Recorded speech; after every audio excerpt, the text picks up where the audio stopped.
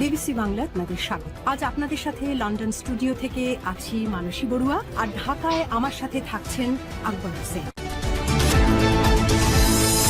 বাংলাদেশের সর্বশেষ গুরুত্বপূর্ণ আপডেট সংবাদে আপনাকে স্বাগত। শুরুতেই সংবাদ শিরোনাম, পরে বিস্তারিত। প্রথমে জানাবো দ্য হিন্দুর প্রতিবেদন, তারেক রহমানের ভারত সফর নিয়ে কঠিন শর্ত বাংলাদেশের। বাংলাদেশের প্রধানমন্ত্রী তারেক রহমানের সম্ভাব্য ভারত সফরের আগে ঢাকা থেকে কিছু সুস্পষ্ট শর্ত দেওয়া হয়েছে বলে ভারতীয় গণমাধ্যম জানিয়েছে। ভারতের প্রধানমন্ত্রী মোদীর আমন্ত্রণে দ্বিপক্ষীয় এই সফরের প্রস্তুতি চললেও সফরের আগে একটি অনুকূল পরিবেশ তৈরি করতে নয়াদিল্লিকে সব শর্ত বা বার্তার কথা জানিয়েছে বাংলাদেশ।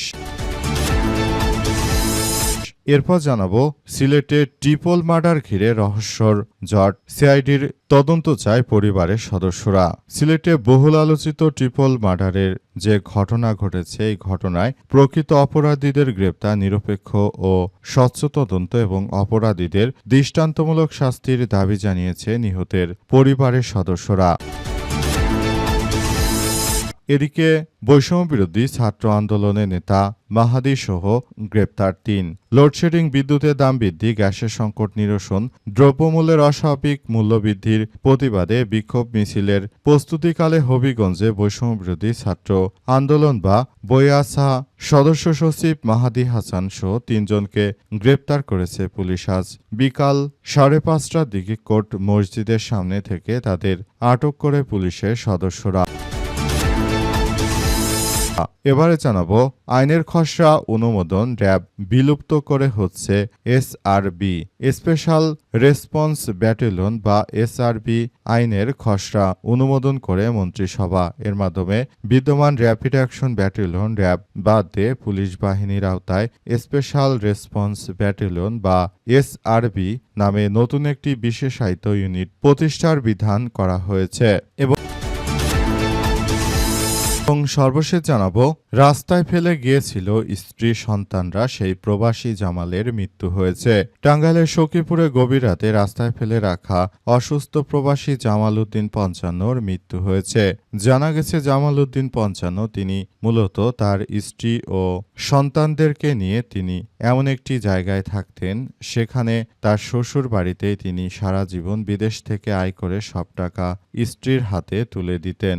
অথচ সেই স্ত্রী তার অসুস্থতার সময় তাকে দেখল না, তাকে রাস্তায় ফেলে গেছে তার সন্তানেরা এবং তাকে ডিভোর্স দিয়ে দিয়েছে। তিনি তার জীবনের প্রতিটি সময় তিনি তার স্বামীর সঙ্গে থাকতেন, তবে তার জীবনের শেষ মুহূর্তে তিনি তার স্বামীর পাশে না থেকে তিনি মূলত নিজের স্বার্থ হাসিল করেছেন, স্বামীকে আর চিকিৎসা দেননি।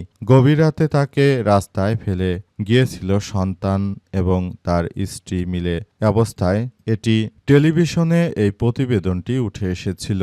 এই ঘটনায় সবাই জানতে পেরেছিল যে মহিলারা কতটা খারাপ প্রকৃতির হয়ে থাকে। সারা জীবন স্বামীর পয়সা খেয়েছে, অথচ যখন তিনি অসুস্থ হয়ে পড়লেন, বিদেশ থেকে ফেরত আসলেন, তখন আর তার কোনো খোঁজ নেওয়া হয়নি। অবস্থায় তিনি মূলত তার ভাতিজির বাড়িতে কোনো মতে ঠাঁই পেয়েছিলেন। প্রিয় দর্শক, এতক্ষণ শুনছিলেন সংবাদ শিরোনাম, এবারে বিস্তারিত। তবে তার আগে বন্ধুরা অনুরোধ থাকবে এই সংবাদটিতে একটি লাইক দিন। এই চ্যানেলে আপনি নতুন হয়ে থাকলে আমাদের সংবাদটি দেখতে দেখতে চ্যানেলটি সাবস্ক্রাইব করে রাখুন। কমেন্ট করে বন্ধুরা আপনার মূল্যবান মতামত জানিয়ে দিন আপনি বিশ্বের কোন দেশ থেকে বা বাংলাদেশের কোন স্থান থেকে আমাদের সংবাদটি দেখছেন এবং শুনছেন। আর বন্ধুরা সংবাদটি আপনার সোশ্যাল মিডিয়া ফেসবুকে শেয়ার করে বন্ধুদেরও দেখার সুযোগ করে দিন।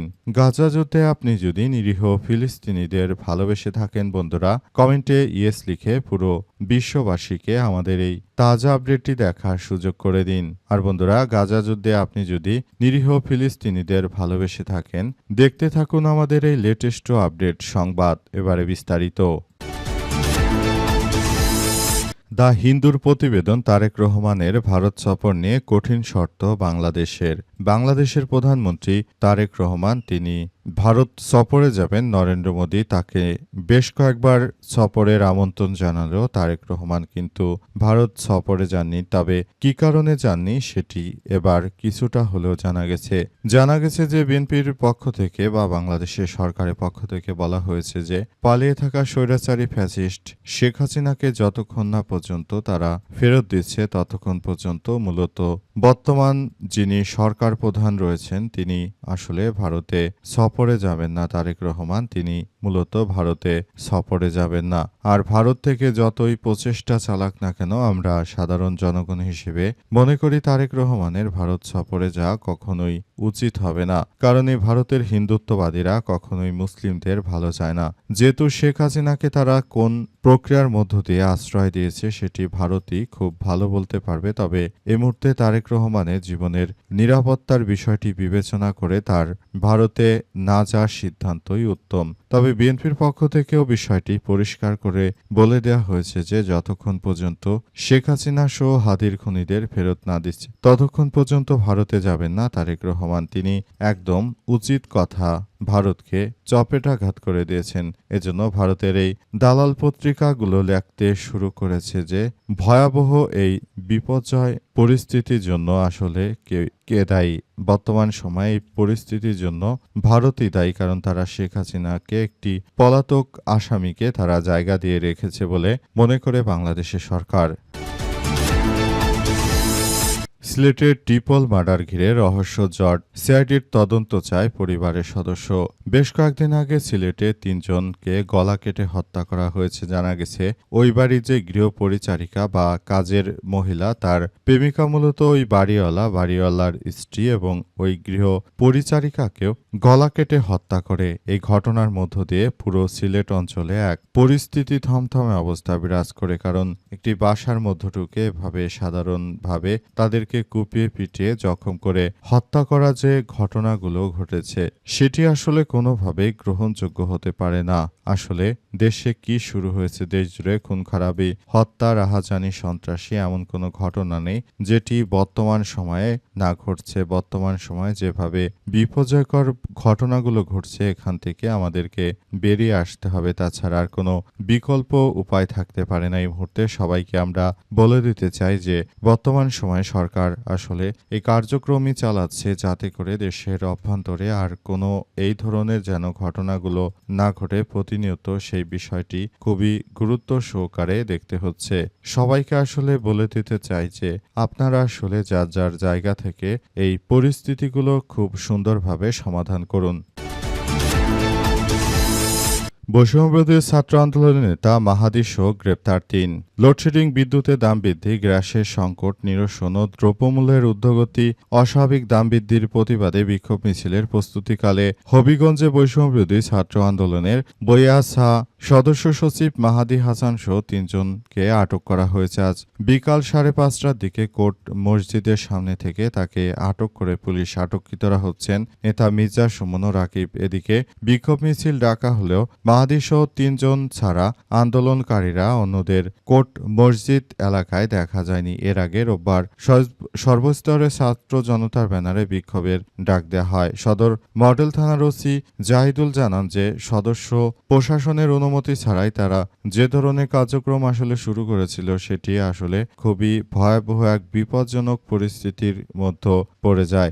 অবস্থায় সবাইকে আরো বেশি সতর্ক থাকার জন্য বলা হচ্ছে, সবাইকে আরো বেশি সক্রিয় অবস্থানে থাকার জন্য বলা হয়েছে। বৈষম্যবিরোধী শিক্ষার্থীদের নাম দিয়ে কেউ যদি কোনো বিশৃঙ্খল পরিস্থিতির সৃষ্টি করে তাহলে কোনো ছাড় দেবে না পুলিশের সদস্যরা।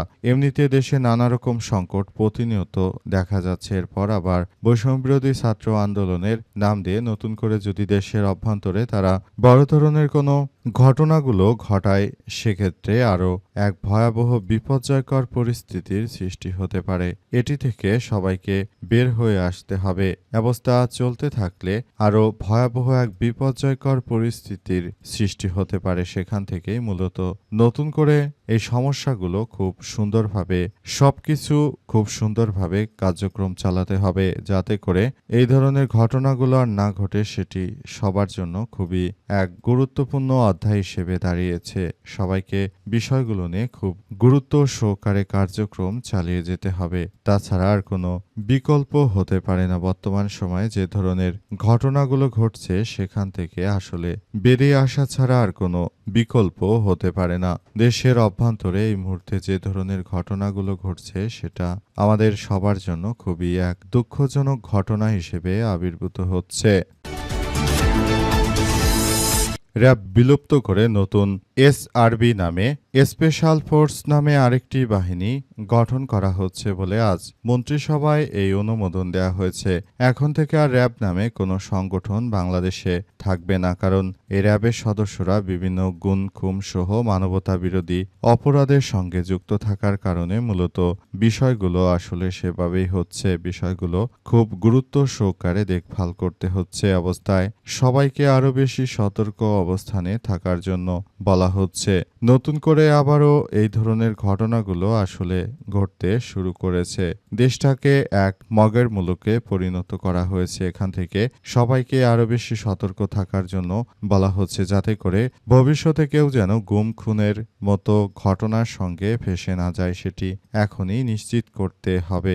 দেশে আসলে এই মুহূর্তে যে ধরনের ঘটনাগুলো ঘটছে সেখান থেকে বেরিয়ে এসে তারপর পুরোদমে কার্যক্রম আসলে চালিয়ে যেতে হবে। তাছাড়া দেশে এই মুহূর্তে যে ধরনের ঘটনাগুলো আমরা পরিলক্ষিত হচ্ছি সেটা কোনোভাবেই আসলে আর ভালো অবস্থানে বাংলাদেশকে নেওয়া সম্ভব হবে না। তাই এখনই এসব বিষয়গুলো নিয়ে খুবই গুরুত্ব দিয়ে আমাদেরকে কার্যক্রম চালিয়ে যেতে হবে বলে উল্লেখ করা হয়েছে।